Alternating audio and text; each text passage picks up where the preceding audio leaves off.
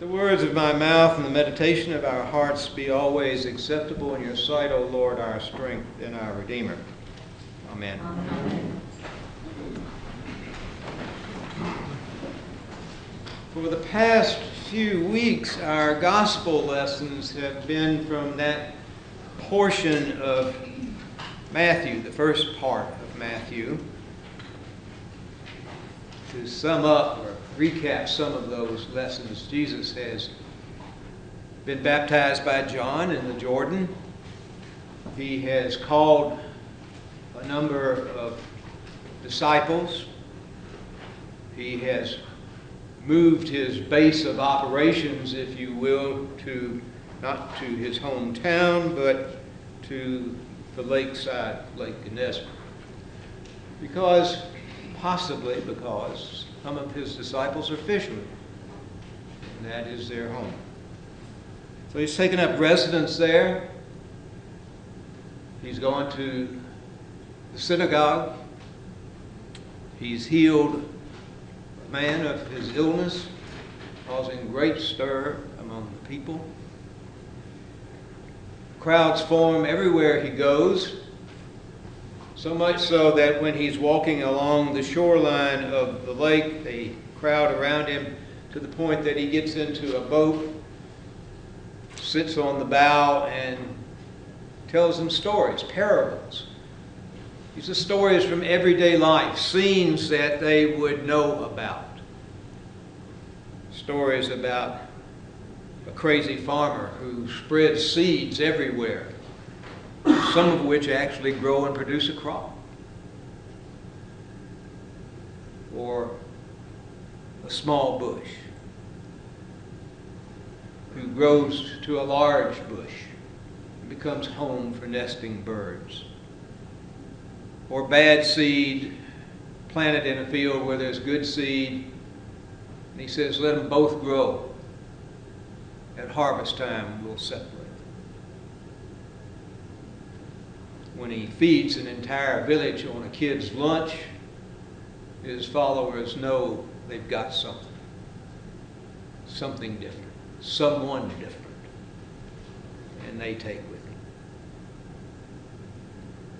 These are oppressed people. This is an oppressed society. First of all, it is occupied by foreign troops under the Roman government. A Roman official is responsible for the territory. There is a native clergy group, the rabbis, who control all of the worship and who exact heavy donations from their people, a religious tax. Then there are the taxes of the occupying forces. You pay Caesar. These people are poor, overtaxed, burdened, and anybody who threatens anything will be nailed to a tree at a major crossroads. So when Jesus comes along and begins to talk of his kingdom, of the coming of God's kingdom, and of a different day, they listen. They are hungry. They're hungry not only for food, they're hungry for good news. Jesus has chosen his disciples. He has instructed them. He has sent them out to proclaim good news. That's what the word gospel means. And then the day comes when he tells his disciples, we're going to Jerusalem. And what the disciples hear is there's going to be a showdown. There is going to be a confrontation. There's going to be a revolution. The enemy is going to be destroyed. And their dreams will have come true. But what Jesus tells them is, in that confrontation with the powers to be, it is those powers that will prevail. In all likelihood, he will suffer the fate of those who have tried this before. They don't want to hear that. He singles out the three of his closest disciples, Peter and James and his brother John. And he says, let us go away where it's quiet, where it's peaceful. Let's go up the mountain. And that is the setting for today's gospel. They want a mountaintop experience. I'm sure that most of you, as I have had occasion where life gets difficult and you need to get away. Get away to think. Get away to pray. Get away to make decisions about the most important things in your life. Do I stay in this job or not? Do we have children or don't we? Do I stay in this relationship or not? Get away and hope that there is clarity. Clarity. So we all hope for mountaintop experiences that provides clarity, that provides incentive to either get in or get out. Clarity about whether to stay or to go. At some time or another, we all go through that, and we all yearn for the mountaintop experience, where it becomes clear and where we are empowered.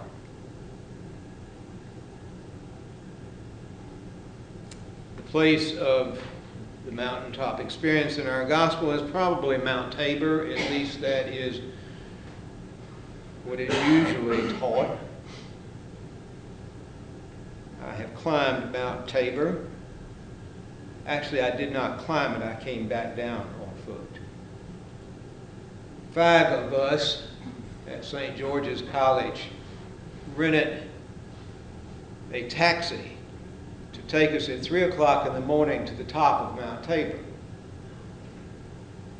It was probably one of the worst decisions I have ever made. You do not know what it's like to ride in a taxi like that. It's a winding road. The driver's crazy or drunk, one of the two. We made a decision at the end of that when we got back together. We scattered out and watched the sun come up, and there was no mountaintop experience. When we got together afterwards, it was time to leave. We all decided to hike back. We were not calling the cab. Mount Tabor is a beautiful place. The sun coming up is a wonderful sight. Jesus took his 3 closest disciples there. And unlike us, they had the mountaintop experience. It's described, I think, poetically. Visions, clarity, whatever took place. Whether it actually happened that way or that's the poetic way of describing it. Peter is the one who says, "This is so wonderful, let's stay here. Let's build shrines." And Jesus says it's time to go. To go back down from the mountain. You can visit, but you cannot live there. So they go back down the mountain, and the journey to Jerusalem begins. Every year we tell this story of the Transfiguration on August the 6th. It just happens to fall on a Sunday this year.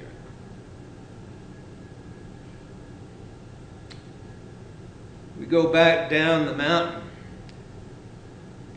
Jesus went back with his disciples, saying that he set his face toward Jerusalem.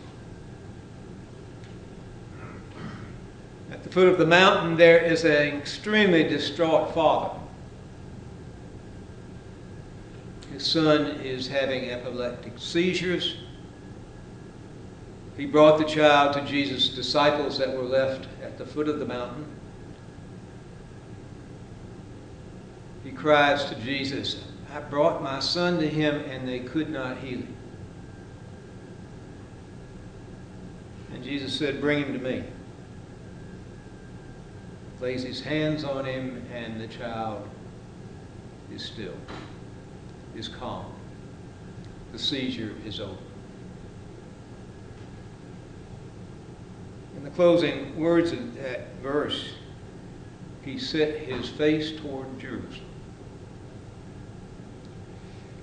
So what do we take away from that story?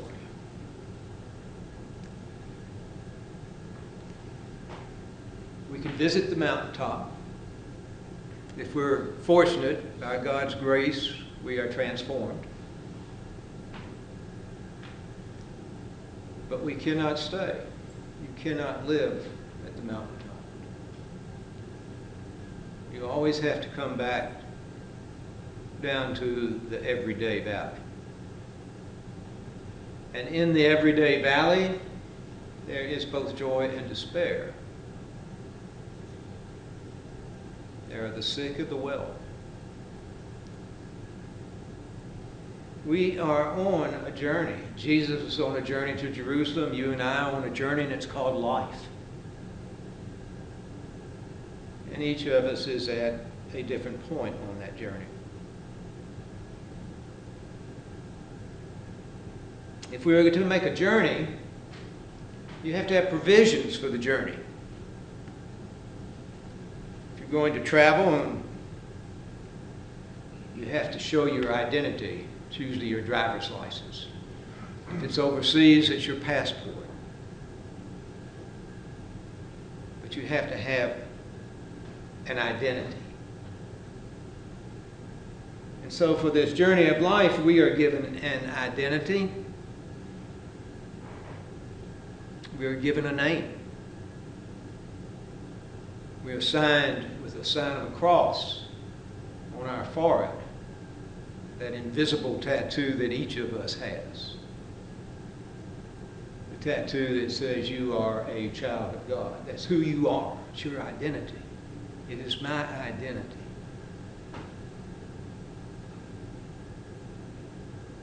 So for this journey called life, we are given the gift of baptism, and our identity is sealed with that mark on our forehead. Second is that claim of ownership. You belong to somebody. You have a family name, for instance. It's part of who you are. You and I have had that identity at our baptism when that sign of the cross is made and those words are said, "You are marked as Christ's own forever." It's who you are. It's who I am. Well, I may be Harold and Hazel's son, and I have their last name, but I am God's child. If you're going to journey, you have to eat. You got to be fed. You're fed bread and wine. And it's not a restaurant, it's a congregation. So on this journey called life, you've got your identity, not papers, your identity sign, and you're fed with the bread and the wine, bathed in the waters of baptism. And last of all, you travel through this journey called life with a blessing. A Father's blessing. On that mountaintop, the voice said, "This is my Son, my beloved, in whom I am well pleased." We need to add that to our baptismal service, because each of us on this journey that we are on is blessed. God's own child, God's own daughter or son. And so we go in peace. You can go into the valley of life, knowing that you and I are God's son or daughter, in whom God is well pleased. Don't forget it. Amen.